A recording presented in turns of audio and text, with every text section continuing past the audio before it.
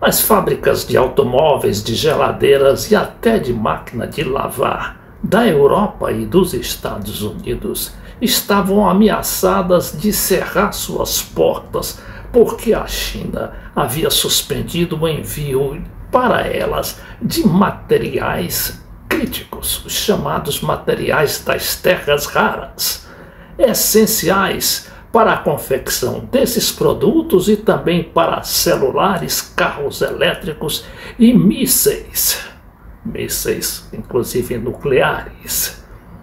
E o que acontece? O Trump, mais que de repente, pegou o telefone e ligou para o Xi Jinping e, logicamente, pediu que a China desistisse daquela loucura. Os dois chegaram a um acordo e amanhã se reúnem em Londres através de duas representações de alto nível, uma da China e outra dos Estados Unidos. Agora, o importante ali é que não estava presente o secretário de Estado dos Estados Unidos, o Marco Rubio, um pouco ali escanteado na diplomacia, porque ele não faz diplomacia nem com a China, nem com a Rússia, nem com a Ucrânia, nem com o Oriente Médio, como a gente vai ver daqui a pouco.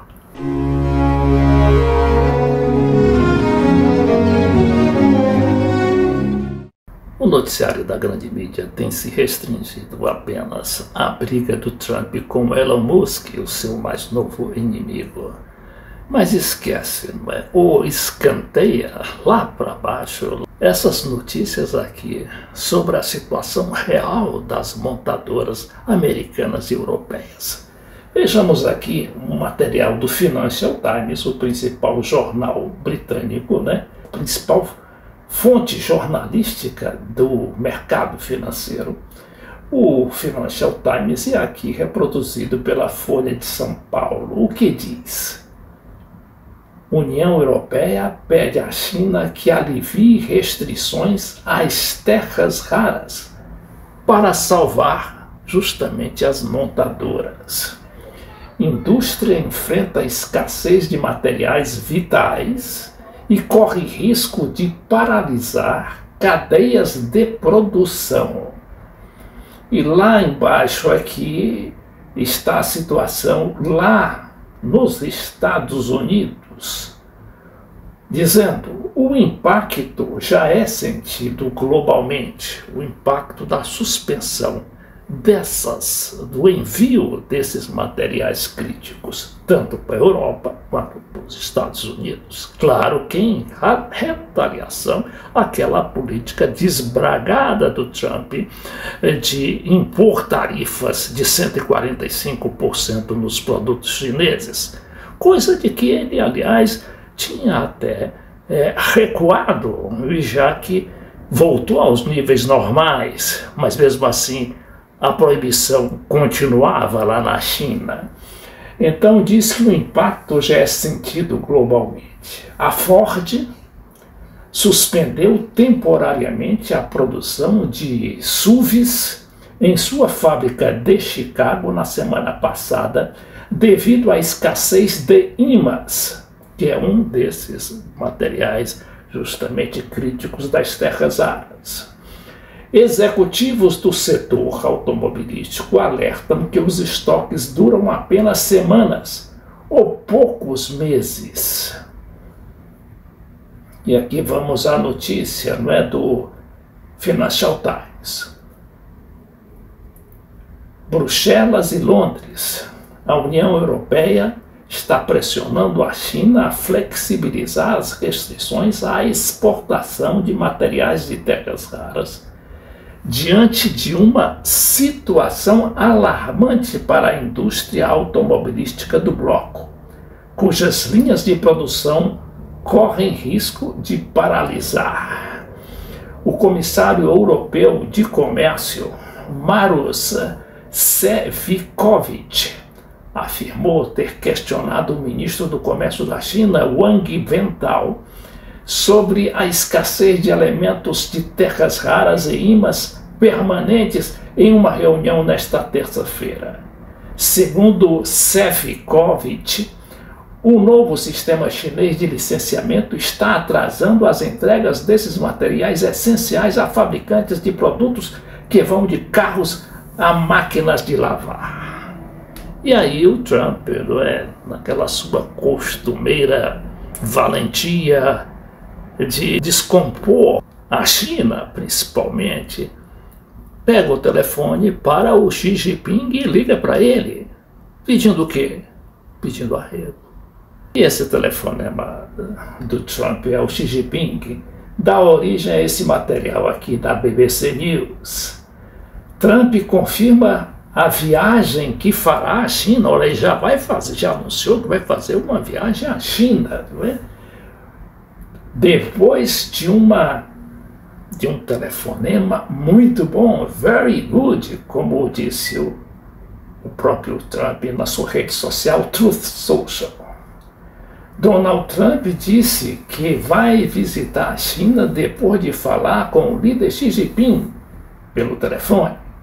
O presidente dos Estados Unidos disse que atendeu a um convite, né, da própria China, que é de visitar a China, juntamente com a sua esposa Melania. Na terça-feira, o telefonema que ocorreu na terça-feira é a primeira vez que os dois líderes falam diretamente, não é?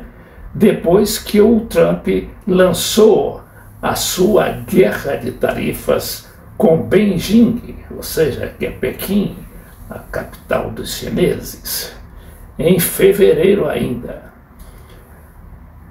A mídia estatal da China informou que o telefonema ocorreu a pedido da Casa Branca, segundo esse noticiário aqui da BBC. Trump escreveu na sua mídia social, Social Truth, que durante 1h30 de conversação, os dois chefes de Estado se focaram, né, na questão comercial, resultando numa muito positiva conclusão de ambos os países. O telefonema de Trump, que não deixa de claramente mostrar um recuo por parte do presidente americano, aquele seu propósito de punir a China de qualquer maneira. Então, aqui já no noticiário de hoje da Folha de São Paulo, diz: China emite licenças de terras raras para fornecedores de montadoras dos Estados Unidos. Mas olha aí, emite sim, mas com certas restrições e dependendo também de certas condições, como diz esse material. Ainda não está claro se a medida sinaliza um recuo da China na restrição às exportações do material. Washington e Pequim, pela agência Reuters, reproduzido pela Folha. A China concedeu licenças temporárias de exportação para fornecedores de terras raras das 3 maiores montadoras dos Estados Unidos, segundo 2 fontes familiarizadas com o assunto, enquanto começam a surgir interrupções na cadeia de suprimentos devido às restrições de Pequim à exportação desses materiais. Pelo menos algumas das licenças são válidas por 6 meses, disseram as 2 fontes, que pediram anonimato porque a informação não é pública. Não ficou claro quais quantidades ou itens estão cobertos pela aprovação, ou se a medida sinaliza que a China está se preparando para facilitar o processo de licenciamento de terras raras, que grupos do setor dizem ser complicado e ter criado um gargalo no fornecimento. Mas o fato é, como diz aqui esse site InfoMoney, Estados Unidos e China se reunirão para discussões comerciais em Londres nesta segunda-feira. O Ministério das Relações Exteriores da China disse nesse sábado que o vice-premier He Lifeng estará no Reino Unido entre 8 e 13 de junho. Agora aqui vamos ver quem são as autoridades designadas por Trump para falar com os chineses em Londres. Está todo mundo, o secretário do Comércio, o secretário do Tesouro e o enviado especial do Trump. Mas não está lá o principal homem de política externa dos Estados Unidos, que é o secretário de Estado, hoje confinado praticamente às questões sul-americanas ou ao trabalho sujo contra Cuba e Venezuela, como ele sabe muito bem fazer.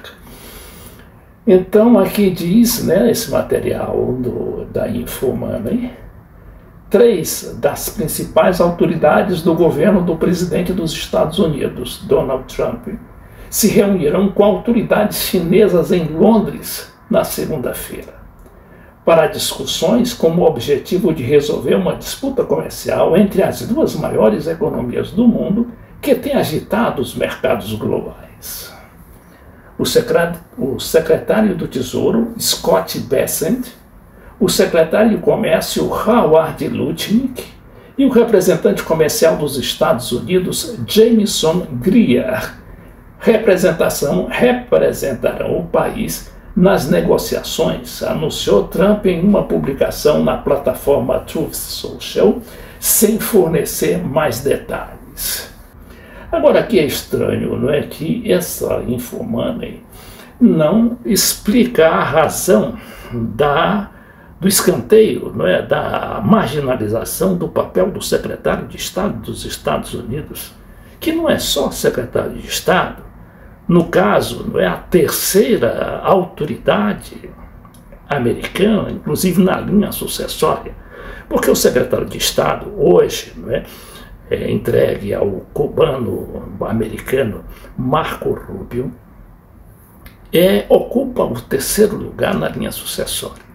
Primeiro vem o presidente, depois o segundo vice-presidente e depois o secretário de Estado, que inclusive está em condições de substituir os presidente e vice-presidente no caso da ausência deles.